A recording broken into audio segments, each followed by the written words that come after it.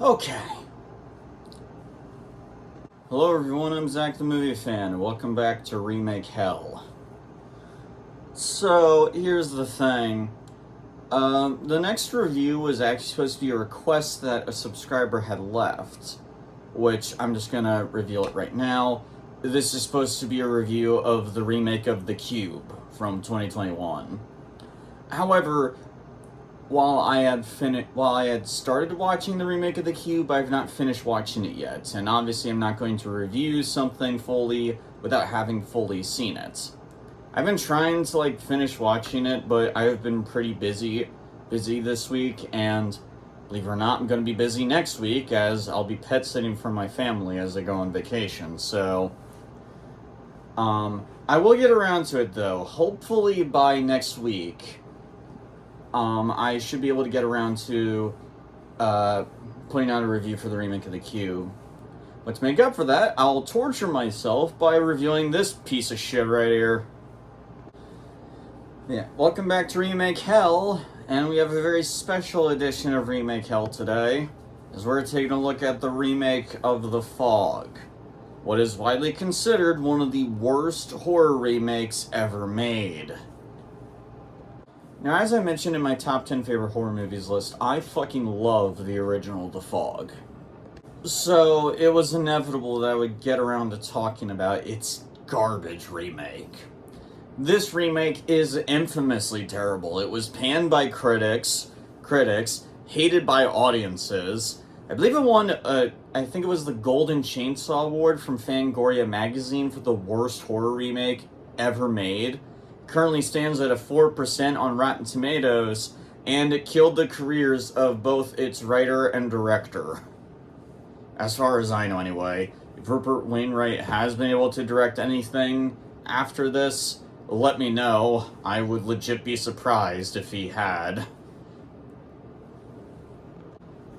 One thing that's very curious about this remake, though, is that this remake actually was produced by John Carpenter and Deborah Hill, who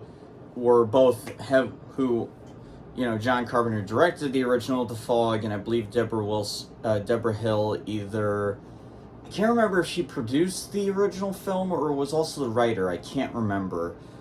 But whatever, they were both involved with the making of the original. And, they are credited as producers for this film. However, despite that, they had very little involvement with the film. They were originally involved because despite the original film becoming a cult classic, both Deborah Hill and John Carpenter were always unsatisfied with the original. From what I understand, it was because the studio wanted them to do some reshoots to up the scares and gore. And I guess that just wasn't part of their original vision for the film. So, I guess when a studio announced they wanted to remake it, they wanted to be involved. Unfortunately, though, before the production could begin, I believe Deborah Hill had passed away. And as for John Carpenter, he described his involvement as this: I go to the set, say hi to everybody, go home. Which honestly, yeah, that sounds like him. John Carpenter's the kind of guy who will pretty much put his name on anything so long as it gets a paycheck out of him. On one hand, I should hate that. It sounds like he has no dignity, but at the same time, I do kind of respect how he, at least, is not lying. Hell, somebody actually asked him, John Carpenter attached his name to a video game that came out earlier this year named Toxic Commandos. And there's a clip online of somebody asking him what his involvement was, and he straight up said, they write out a check to me, and I leave. At least he's honest.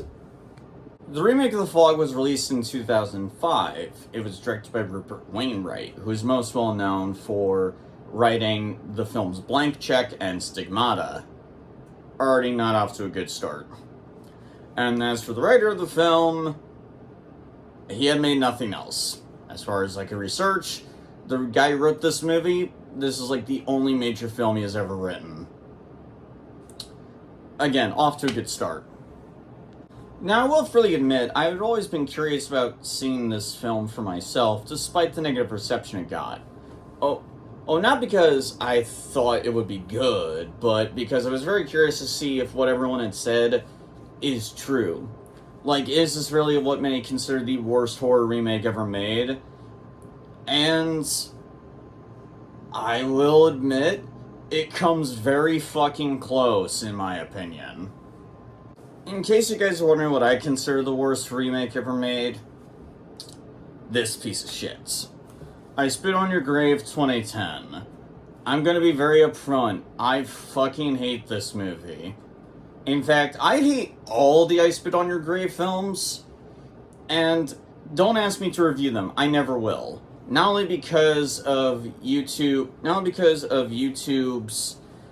age restrictions and stuff, but also because these movies aren't even fun to rant about.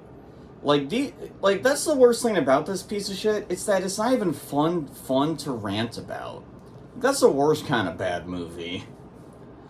But yeah, this is still the worst remake I think I've ever seen. Period. However, I will say, if we were judging these two remakes, I Spit on Your Grave 2010 and The Fog 2005, if we were judging them in terms of filmmaking, this is worse. Like, no competition. I hate I Spit on Your Grave 2010 more, but this is easily a worse made film. And let's explain why. So the premise of this film is pretty similar to the original. At this point, you could just get a nickel for like every time I've said that on Remake Hell. But yeah, it's about an island named Antonio Island this time instead of Antonio Bay, celebrating their anniversary. But over 100 years ago, the founders of the island royally screwed over some people. They're pissed, and now they're back as vengeful ghosts that come from this fog bank. Now, there's very little of anything positive to say about this movie, so let me get the only positive I can really think of from this movie. I like the main leads. Oh, not their characters, no, I mean like the main lead actors I actually do like. Tom Wellings, Maggie Grace, Selma Blair. I've seen these actors before, and I know that they can act. I've seen Tom Wellings on episodes of Smallville and early episodes of Supernatural, and I thought he was really good on those shows. I haven't seen a ton of stuff with Maggie Grace. I know that she was in the movie Taken. She played the daughter that was kidnapped. So didn't really get a lot to do, but I heard from others that she is a really solid actress. And as for Selma Blair, as a fan of the Guillermo del Toro Hellboy films, I like Selma Blair. So I like these three actors, and to their credit, I think they could have played these characters alright. It's just that the material doesn't really give them much to work with. And that is it. That is all I got for positives. Everything else in this movie is a flaming dumpster fire. Christ on a bike with a pogo stick. Where do I begin with this? Okay. First off, this movie is not scary in the slightest. This movie actually suffers from a very similar problem, no, almost exactly the same problem as the remake of The Haunting. The movie relies way too much on CGI, and it is very noticeable. Yeah, like real quick, look at how fucking cool the ghosts from the original film are. I mean, yeah, it's very simplistic, it's literally just some silhouettes in the fog, but it creates a really striking image, you know what I'm saying, right? Now look at this shit.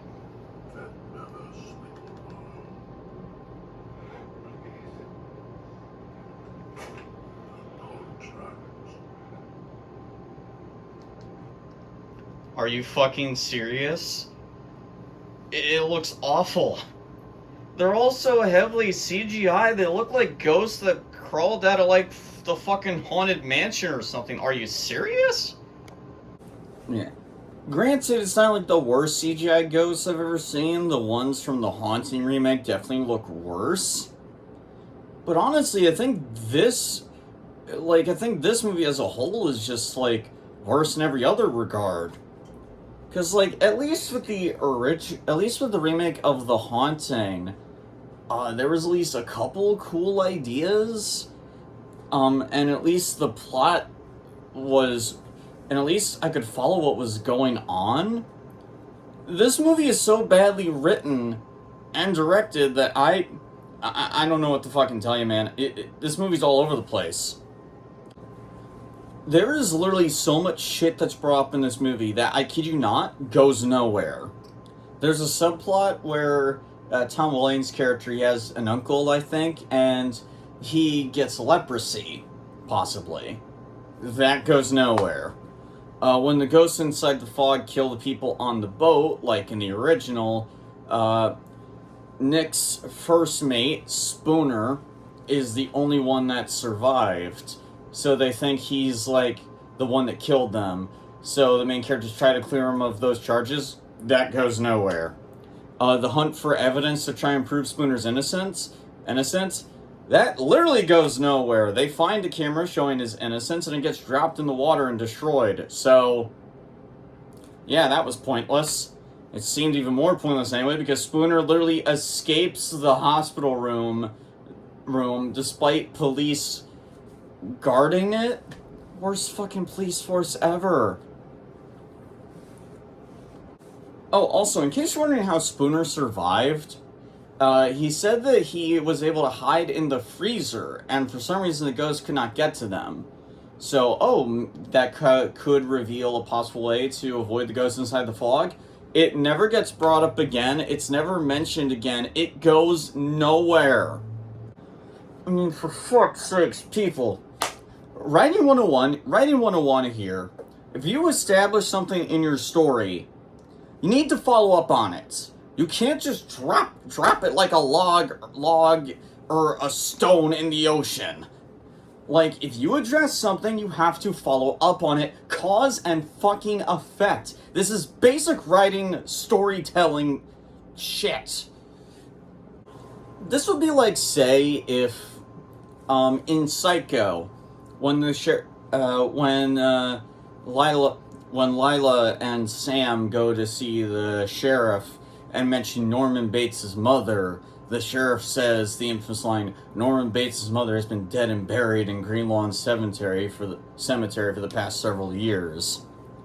So, yeah, imagine if Psycho did that, but they never followed up on that whatsoever. Like, they never revealed what was actually going on, who was, or if Norman Bates' mother was actually alive or anything. No, imagine if the original Psycho went nowhere with that. That's what this feels like. You can't do that. The ghosts are just not scary because of the overuse of CGI. What also doesn't help is that there's no consistency to the ghosts either. Their powers are all over the place.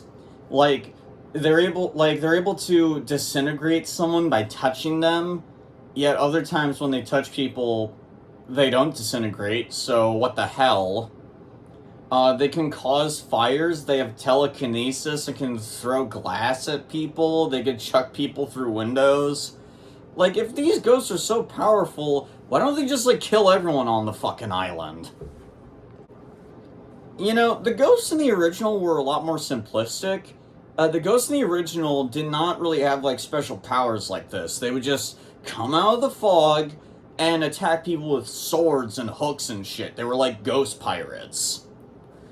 That's part of what made them so cool and unique. It was like ghost pirates come to life in a horror movie. It was awesome. Also, fun fact, the ghosts in the original The Fog were actually, the makeup and costume work for them was actually done by a young Rob Bottin, who would actually later return to Carpenter again to work on the effects for his remake of The Thing. Which is actually why it's quite interesting that you barely see the ghosts in the original, but that actually works for the original's effect because their silhouettes with the red eyes they have create a much more striking image than actually seeing what they look like. Here, the ghosts are so CGI heavy that they just look like cartoons. Again, it's the same problem the remake of The Haunting had. Hell, this piece of shit is so badly written that the movie couldn't even get the ghost origin story right. Spoilers for the original film if you've never seen it. The reason why the ghosts in the original are so pissed is because they were originally going to be invited to the island of Antonio Bay. The founders said they would allow this because they had gold. And that gold is worth a lot of money, and they could use that money in order to establish a town and everything on the island. The thing is though, the ghosts, they had leprosy when they were alive.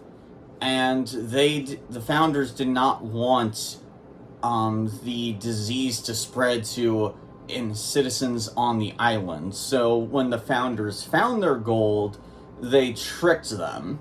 Basically, they turned their lighthouse off while they were out on the ocean in a fog bank. And because without the lighthouse they could not find their way, they crashed against the rocks and died. That's why the ghosts come back inside the fog. It was literally what caused their demise. In the remake, however, instead of the founders doing that, they actually go onto their boat and set them all ablaze. So why they come back in the fog, I have no clue. The fog did not factor into their demise whatsoever. They were burned alive. Shouldn't they be coming back in, fire or smoke or something? You couldn't even get the main fucking backstory right. Yes, it's a remake. You're allowed to make changes, but the changes have to make fucking sense. The ghost motivations don't even make any sense either. The body count in this remake is raised up. I think 13 people die in this film, including a dog. For some fucking reason, don't ask me why. But, why they go after all those people, I don't know. In the original film, the ghost killed 6 people, because 6 must die to pay for the sins of the 6 backstabbing founders. So, that was the point of the ghost motivation, in the original, but they're clearly not doing that in the remake. So why are they killing all these people? Is it revenge on the descendants of the founders? Well, not really. Most of the people they go after had nothing to do with their deaths, or aren't related to the founders whatsoever. So, yeah, that doesn't make sense. Do they want their gold back, like what Father Merrin tried to do in the original, and try to give their gold back? No, in fact, their gold doesn't come up whatsoever in the entire movie. Oh, but it gets worse when it gets to the end. See, something I forgot to mention is that Elizabeth in this film, now played by Maggie Grace, is very different from the original. Maggie Grace is basically playing the same character Jamie Lee Curtis played in the original. There wasn't really much to Curtis's character in the original. She was just a quick hookup that Tom Atkins' character Nick had met on the side of the road. And that's really about it, but, that's the thing about the original The Fog. There were, almost the entire cast of characters in the film were, the main characters. And I think that was done on purpose. The original The Fog is meant to feel like a creepy campfire ghost story about revenge and the descendants paying for the sins of the past. Oh, but it gets worse when it gets to the end.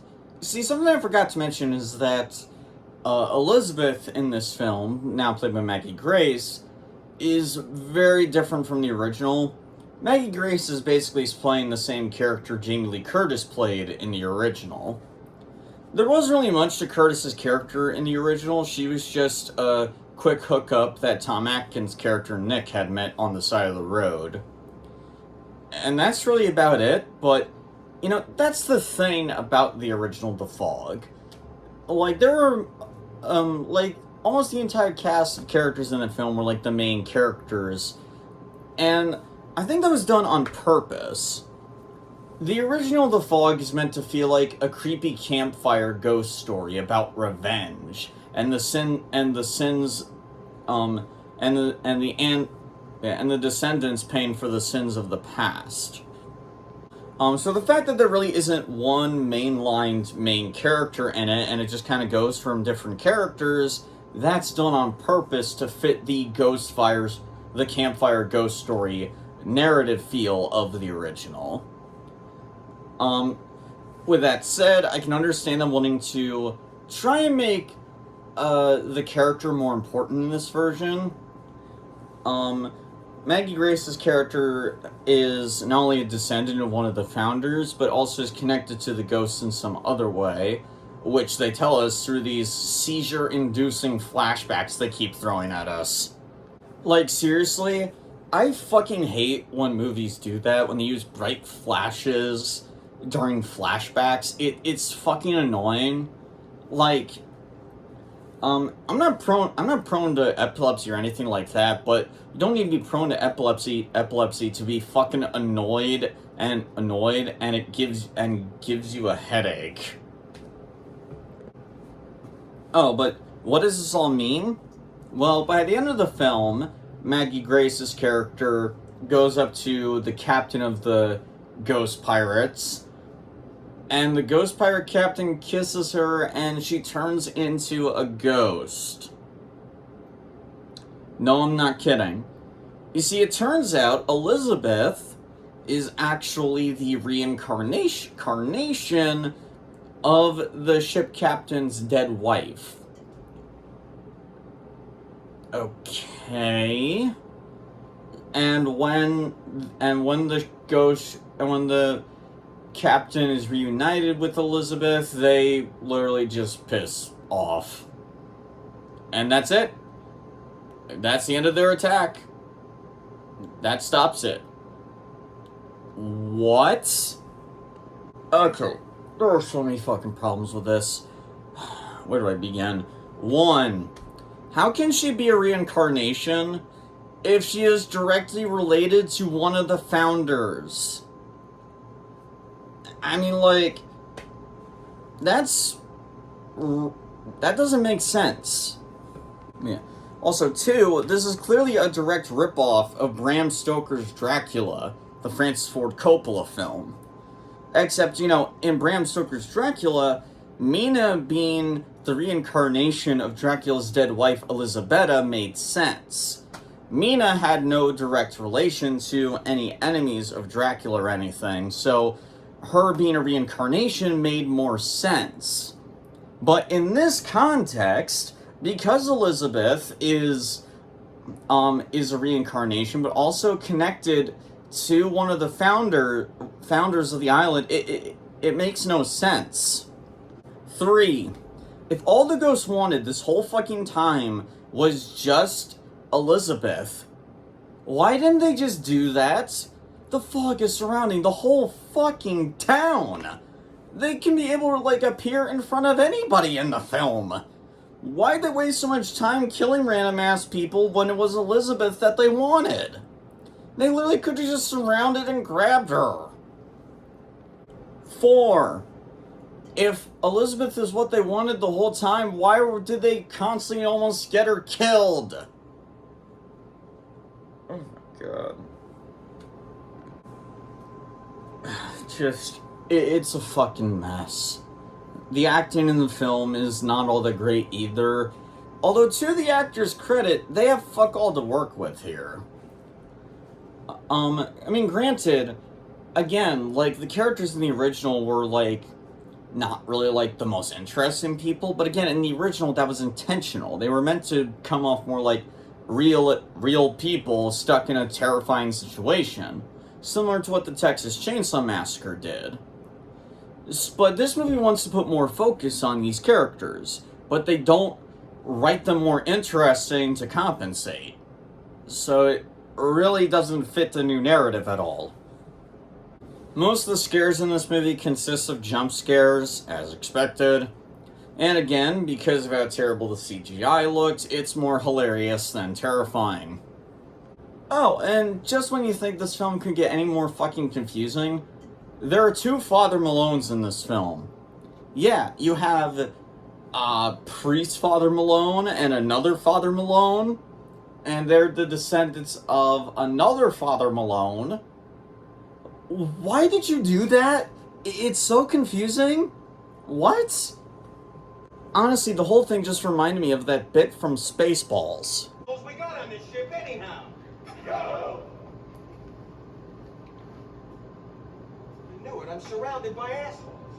I'm probably gonna get flagged for that, but fuck it, I don't care. That clip brings so much more joy than this entire remake. Honestly, I don't even know what more to say about this. It's an epic fail on every level. This movie isn't just a fail at being a remake of the original. It fails at being its own fucking movie. This film is abysmal in terms of writing, direction, acting. Everything is an epic failure here. It really does deserve all the bad press it's gotten. This may be the worst made remake of any film I think I've ever seen. At least for anything on a big budget. Is it the worst remake I've ever seen? As I said, no. The remake of I Spit on Your Grave I think is worse. Like that film just makes me miserable just thinking about it. It leaves scars that don't heal. This is just an abysmally, terribly, incompetently made film, but make no mistake, it is terrible. It is awful. The remake of The Fog gets an F. It deserves all the negative reception it has gotten over the years. Do not watch this movie. Please. Just go watch the original. And I sincerely mean that, too. Just go watch the original, please. Never watch this remake. Whatever. It's done. I don't have to talk about it ever again. It's another film off the fucking back burner, and thank Christ for that. So have you guys seen this garbage dumpster fire? If you have, let me know your thoughts down in the comments below. And let me know your thoughts on the original down below. If you like what you see here, click that like button and the subscribe button and the notification bell so you never miss a video. Also, if you guys would like to request anything, down below in the comments, you can do that as well. Speaking of which, yes, the next review will be a remake of The Cube. So stay tuned for that. See you guys later.